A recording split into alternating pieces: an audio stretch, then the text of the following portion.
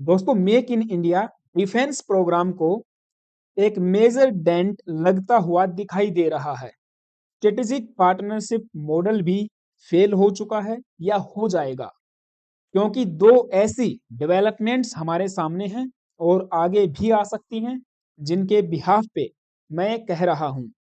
Germany के साथ 8.3 billion US dollar की डील तो मार्केट में चल ही रही है, जिसे media houses one of the largest defence acquisition बता रहे थे। लेकिन रफायल डील विद फ्रांस तो उससे भी 4 से 5 गुना बड़ी डील साबित होगी if it processed successfully, because India set to acquire 114 jets from France, जिनकी कीमत होगी 3.25 लाख करोड़ रुपीस। यानी कि अगर इनको यूएस डॉलर में बदलें तो 1 लाख करोड़ रुपीस होता है 1 ट्रिलियन यूएस डॉलर के। तो ये आपका हो जाएगा 3.25 trillion US dollar. And billion में अगर इसको कन्वर्ट करोगे तो समथिंग 39 बिलियन यूएस डॉलर की ये डील हो जाती है। इसीलिए मीडिया का कहना है Raphael deal gains momentum. Momentum तो पकड़ना ही है। सेंटर टू डिस्कस कितने रुपए की deal to acquire 114 fighter jets from France. And operation Sindoor के बाद ये हम देख पा रहे हैं कि इंडियन एयरफोर्स काफी ज्यादा इंथुजियास्ट है इस रफायल फाइटर जेट को लेकर, इसकी परफॉर्मेंस को लेकर। एंड फिर चाहे कितना भी पैसा लगे, ये जो जेट्स हैं, पर्टिकुलर जेट्स जो कि फ्रांस की दसोल्ट एविएशन बना के देती है, ये प्रिक्योर करने के लिए यहाँ पे इंडियन एयरफोर्स ने स्टेटमेंट ऑफ केस जारी कर दिया था to the defence ministry. And आप दूसरे मीडिया हाउसेज की न्यूज भी देख पाओगे, Rafale deal to be linked in 2026, final assembly line in Nagpur, Indian firms to be roped in. अब ये मीडिया में कितनी भी सुर्खियां बने कि फाइनल असेंबली लाइन भारत में बनेगी, नागपुर में बनेगी, या गुजरात में बनेगी, या फिर राजस्थान में बनेगी, इंडियन फर्म्स चाहे फिर टाटा हो या फिर कोई दूसरी हो, वो यहाँ पे रोप इन हो रही हैं, टाइट हो रही हैं। एंड को प्रोडक्शन की भी बात हो रही है। लेकिन आप सोच के देखिए, 3.25 लाख करोड़ रुपीस, यानी कि 3.25 ट्रिलियन यूएस डॉलर की डील छोटी नहीं होती है। अगर इतना सारा पैसा हम केवल राफेल फाइटर जेट्स में ही आप इसको डाल दोगे, तो हमारे पास आमका प्रोजेक्ट जो चल रहा है उसको उसको लेकर पहले से ही फंडिंग नहीं मिल पा रही है। दूसरा, जो तेजस फाइटर जेट्स का वर्जन 2 MK2 का जो वेरिएंट है, वो भारत इंडिजीनियसली डेवलप करना चाहता है। उसका क्या होगा? अब चूंकि जो सच्चाई दोस्तों यही है कि इंडिजीनस हम बोल देते हैं, बट उसका भी जो इंजन है F404, वो यूएस से आने वाला है। किल स्विच कुछ भी इंडिजीनस ऐसा होता नहीं है, बस नाम नाम का इंडिजीनस होता है। तो यहाँ पे आप देखोगे, इस पर्टिकुलर केस में हो ये रहा है कि जो इंडिजीनस कंटेंट्स की हम बात करते हैं, कंपोनेंट्स सोर्सिंग की बात करते हैं, लोकल प्रोडक्शन की जो बात करते हैं, वो भी 30% जो है बताई जा रही है। पहले मैं आपको जर्मनी वाली न्यूज पे ले चलता हूँ, जिसको लेकर हमने सेशन भी किया था। आई होप आपने वो देखा होगा। तो 8 बिलियन यूएस डॉलर की ये डील है। एंड यहाँ पे जर्मन मीडिया इसे 9.3 बिलियन यूएस डॉलर की डील बता रहा है। ये एक सबमरीन डील है बेसिकली। एंड हमारा जो प्रोजेक्ट है, project P75I, I means India, बिल्कुल डिटेल में क्लियरिटी के साथ इसके ऊपर मैंने सेशन किया है, पहले भी किए हैं, तब भी किया है। आप चाहो उसे जाके पहले देख सकते हो, उसका लिंक आपको जो है आई बटन में मिल जाएगा। ठीक है, तो हमारा P75 क्या है, 75I क्या है, 76 क्या है, वो जो है डिटेल से समझा रखा है। तो जर्मन मीडिया का कहना है कि पॉजिटिव मोमेंटम मिला है इस पर्टिकुलर सबमरीन डील में भी, क्योंकि आपको पता है जर्मन चांसलर वो ये आपके मर्ज फ्रेडरिक मर्ज भारत में 2 दिवसीय यात्रा पे आए, स्टेट विजिट पे आए। पीएम मोदी ने जो है इनके साथ पतंग उड़ाई और ये हमारी पतंग काट के जो है चले गए। ठीक है। इन्होंने कहा, इन्होंने कुछ नहीं कहा, इनकी जो कंपनी है थाइसन ग्रुप मैराइन सिस्टम, उनके साथ मिलकर 6 सबमरीन्स हम लोग बनाने वाले हैं एंड ये बनाई जाएंगी मजगांव डॉक शिप बिल्डर्स के साथ को प्रोडक्शन में। हमारी स्टेट रन कंपनी है। हाँ, इस पर्टिकुलर डील में एक देखा जाए तो बेस्ट पार्ट ये है कि ट्रांसफर ऑफ टेक्नोलॉजी हो रही है, ऐसा मीडिया का कहना है। मीडिया के हिसाब से ही हम चलेंगे ना, क्योंकि और तो कोई सोर्स है नहीं। गवर्नमेंट की तरफ से भी कोई अभी ऑफिशियल जानकारी इस पे बाहर नहीं आई है कि ट्रांसफर ऑफ टेक्नोलॉजी होगी या नहीं होगी। वो भी होगी तो फिर कितने परसेंट होगी, क्योंकि कई बार इसको भी आप परसेंटेज में ही काउंट करते हो।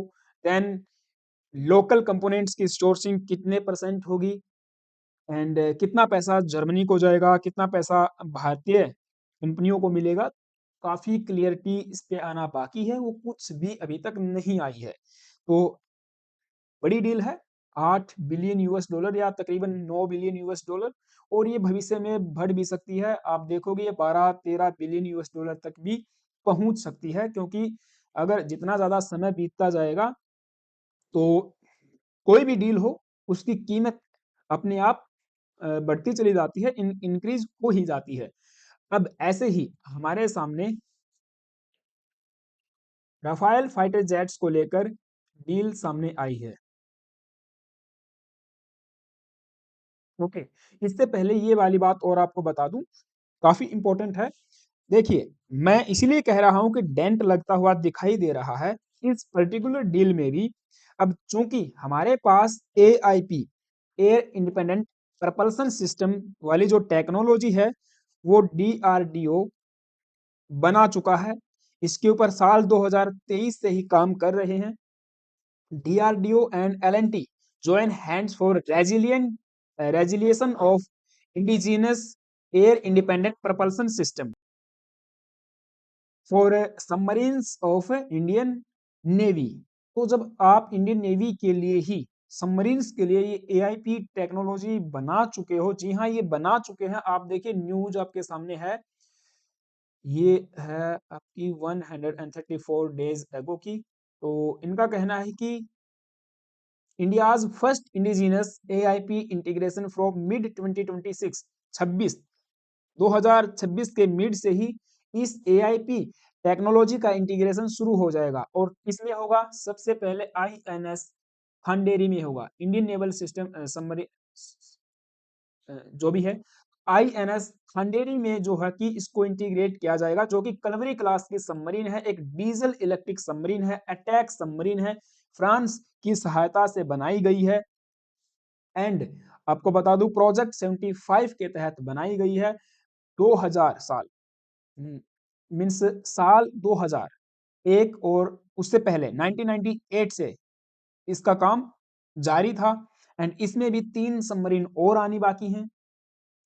तो आईएनएस खांडेरी जो कि कलवरी क्लास सबमरीन्स की ही एक सबमरीन है, जिसमें 6 पर्टिकुलर सबमरीन हमारे पास में हैं, उन सब में इस इंडिजीनस एआईपी टेक्नोलॉजी को इंटीग्रेट किया जाएगा। इनको रीफिट जो है किया जाएगा, बिकॉज ये शेड्यूल्ड है रीफिट के लिए मिड 2026 में। तो इसको बीच में से काट के उस टेक्नोलॉजी को जोड़ दिया जाएगा। एंड मैंने आपको बताया था कि जितनी भी कलवरी क्लास के सबमरीन उन सब में ऐसा काम किया जाएगा, जिसमें हमको कई साल लगेंगे, लेकिन ये काम होगा और होगा इंडिजिनस। डीआरडीओ एलएनटी ने बनाया है, जो कि एक प्राइवेट फर्म है, एक हमारी स्टेट ओन्ड कंपनी है या ऑर्गेनाइजेशन है। तो फिर अब जब आप इसको बना चुके हो मिड 2026 में आईएनएस खांडेरी में इसको इंटीग्रेट कर सकते हो, तो फिर इन सबमरीन्स में क्यों नहीं, जो कि जर्मनी के साथ बनाई जा रही है। यहाँ पर भी जर्मन को मैंने आपको बताया था प्रीवियस वीडियो में, एंड कुछ मीडिया हाउसेस को हमने कोट किया था कि एआईपी टेक्नोलॉजी भी जर्मनी यहाँ पे दे रहा है। दो ही बात हो सकती है, या तो हमारी वाली काम की नहीं है जर्मनी से, या फिर जर्मनी को ये टेक्नोलॉजी के पैसे देके हम हमारा पैसा ही बर्बाद कर रहे हैं। दो ही बात हो सकती हैं। तो यहाँ पे समझना ये होगा कि जब इस टेक्नोलॉजी को आप बना चुके हो इंडिजिनसली, तो जर्मन से लेने की क्या आवश्यकता है? उस टेक्नोलॉजी को आप यहाँ से हटाइए और पैसा कम कीजिए। तो एक तो रही ये बात, इंडिजिनस जो या मेक इन इंडिया डिफेंस की जब हम बात करते हैं तो शायद ग्राउंड लेवल पे वे दिखाई नहीं देती हैं। कुछ ऐसा मतलब मिसिंग टाइप है कि पता नहीं हमारे लोग, हमारे इंजीनियर्स, टाटा हो, फिर ये बड़ी-बड़ी जो जेंट है, कांग्लोमरेट्स हैं, जो पैसा खाते हैं, इंडियन हम इंडियंस के ही टैक्स पेयर से मीन्स हमारे टैक्स से ही वे आज इतने बड़े बन के बैठे हुए हैं एंड कोई सोच नहीं रहा क्या कि हम खुद का इंजन बना लें, खुद का ऐसा प्लेटफ़ॉर्म डेवलप करें, जहाँ इंटीग्रेशन हो हर प्रकार की न्यू टेक्नोलॉजी का एंड कुछ ना कुछ आर&डी में भी हमको करना होगा या करना चाहिए। अब पता नहीं काफ़ी फ्रस्ट्रेशन होता है ये चीज़ें देख के। तो अब राफ़ेल के ऊपर अगर हम बात करेंगे तो राफ़ेल में भी ऐसा ही देखने को मिल रहा है दोस्तों। केवल और केवल यहाँ पे 30% जो है लोकल कंटेंट को इंटीग्रेट करने की बात की जा रही है। पहली बात तो ये मुझे काफ़ी खराब लगी। हालाँकि अभी ये बॉटम लाइन पे है, जाएगी डिफेंस मिनिस्ट्री के पास में जाएगी, उसके बाद हमारा जो डिफेंस एक्विजिशन बोर्ड है, वो भी बैठा हुआ है, वो भी रिव्यू करेगा एंड देन उसके बाद cabinet committee on security and उसके बीच में एक और आता है डीएसी, डिफेंस एक्विजिशन काउंसिल, उसके पास में भी जाना होता है। 12 से 18 राफेल फाइटर जेट्स तो एक्वायर किए जाएंगे फ्लाईवे, जो कि फ्लाईवे कंडीशन में होंगे। इट मीन्स उनको आप आते ही इस्तेमाल कर सकते हो पाकिस्तान के खिलाफ। बाकी के जो बचे हैं वे भारत में बनाए जाएंगे टाटा के साथ मिलके। तो टाटा ने यहाँ पे टाई अप किया है या मीन्स डिस्कशन में है कि टाटा टाई अप कर सकता है। ऐसे ही source code will remain with the French only and दोस्तों ये वही सोर्स कोड वाला मसला है जो ऑपरेशन सिंदूर के दौरान काफी हाईलाइट था, मीडिया में रहा। हमको उस समय टेक्निकल ग्लिच की वजह से ये सोर्स कोड चाहिए था, हमको इंटीग्रेशन करना था कुछ इंडियन प्लेटफॉर्म्स का, इंडियन मेड वेपन्स का। विदाउट सोर्स कोड आप नहीं कर पाओगे। लेकिन यहाँ पर भी फ्रांस ने सोर्स कोड देने से साफ साफ मना कर दिया है। जबकि सुखोई 57 के केस में आप देखोगे रसिया ने ऑफर किया था, जी हाँ रसिया ने ऑफर किया है कि सोर्स कोड भी दिया जाएगा, ट्रांसफर ऑफ टेक्नोलॉजी भी होगी। भारत में ब्रह्मोस की तरह ही सुखोई 57 फाइटर जेट्स को मैन्युफैक्चर भी किया जाएगा। काफी सारे अट्रैक्टिव ऑफर्स रसिया की तरफ से हमें आ चुके हैं।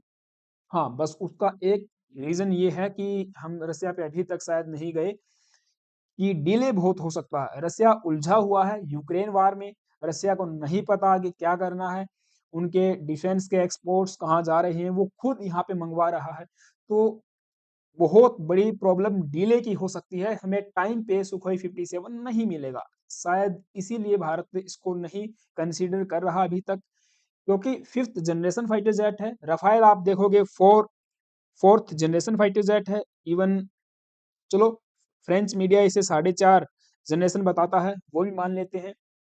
तो सुखोई 57 के मुकाबले में ये नहीं है। दूसरी बात, सुखोई 57 की कॉस्ट की बात करें तो वो कंपेरेटिवली बहुत कम है as compare to F-35 and Rafale fighter jets. जी हाँ, आप हाँ, इतना एक चीज ये हम कह सकते हैं, डिस्कस कर सकते हैं कि जो राफेल फाइटर जेट्स भारत में आएंगे एंड उसमें जो एक कॉस्ट इंक्लूड की जा रही है उसमें logistic support, maintenance, training and जो भी ओवरहोल फैसिलिटी बनाई जानी है, टाटा के साथ जो टाई अप होगा, उसके बाद जो इंटीग्रेशन फैसिलिटी बनाई जाएगी, वेपन्स का इंटीग्रेशन होना, तो ये सब चीजें उसके अंदर इंक्लूड होती हैं। बट यहाँ पे टीओटी ट्रांसफर ऑफ टेक्नोलॉजी नहीं है, इसके अलावा सोर्स कोड नहीं मिल रहा, इंडिजिनस कंटेंट बिल्कुल 30% है। जबकि हमारी स्ट्रेटेजिक पार्टनरशिप पॉलिसी कहती है 2017 में जो लाई गई थी एंड इवन 2020 में भी रिन्यू किया गया, 2023 में भी रिन्यू किया गया, जिसके तहत ये कहा गया है यदि कोई वेपन या कोई भी आर्मामेंट इंडियन कंपनी बनाती है, इंडिजीनसली डेवलप्ड है एंड डिजाइन है, तो उसके लिए 40% निर्धारित किया गया, 50% निर्धारित किया गया कि लोकली आप सोर्स करोगे कंपोनेंट्स को। एंड यदि कोई डिजाइन एंड मीन्स कोई आर्मामेंट इंडियन नहीं है, इंडिजीनियसली डिजाइन नहीं किया गया है, बाहर की कंपनी का फॉरेन ओईएम है, देन उस केस में 60 to 70% लोकली कंपोनेंट्स का सोर्स किया जाएगा। इस केस में क्या हो रहा है अब ऐसा कि आप 30% पे अटके हुए हो। हाँ, हालांकि हम कहेंगे कि आगे ये प्रोसेस बहुत लंबी चौड़ी चलेगी, कॉम्प्लेक्स प्रोसेस है, शायद इसको 50% तक लेके आया जा सके, बट डेंट बिल्कुल ये दे रहा है make in India defence programme को। कोई भी यहाँ पे बूस्ट मुझे तो लगता नहीं कि उसे मिलेगा। आप कह सकते हो कि क्यों ना हम हमारा खुद का बना ले, क्योंकि आमका को लेकर आपको बता दूं कोई भी पॉजिटिव डेवलपमेंट अभी तक सामने नहीं आई है, और ना ही सुखोई ये आपका तेजस MK2 को लेकर कोई डेवलपमेंट मार्केट में आई है। ये ठंडे बस्ते में चले हुए प्रोग्राम हैं। ठीक है, हम बना रहे हैं, हमको बना रहे हैं, लेकिन आपको बता दूं एक डेकेड का समय हमको इसमें लग जाएगा। 2035 तक जाकर ये प्रोग्राम कंप्लीट होगा, और फिर हम देख पाएंगे कि हमारे पास खुद का एक प्लेटफॉर्म है। अदरवाइज ये नहीं होने वाला है। एंड तब तक जो स्टिल्थ गैप है with China is steadily and substantially increasing and will increasing. तो ये है। आपका क्या मानना है मुझे कमेंट बॉक्स में जरूर बताना गाइज। चैनल पे नए आए हो तो प्लीज एक सब्सक्राइब करना, वीडियो अच्छी लगी तो लाइक कर सकते हो, अपने विचार जरूर रखना। कहीं ना कहीं हो सकता है मैं गलत रहा हूँ, बट मैं फ्रस्ट्रेशन में था तो ये सब बातें मैंने कही हैं, तो आप बता सकते हो।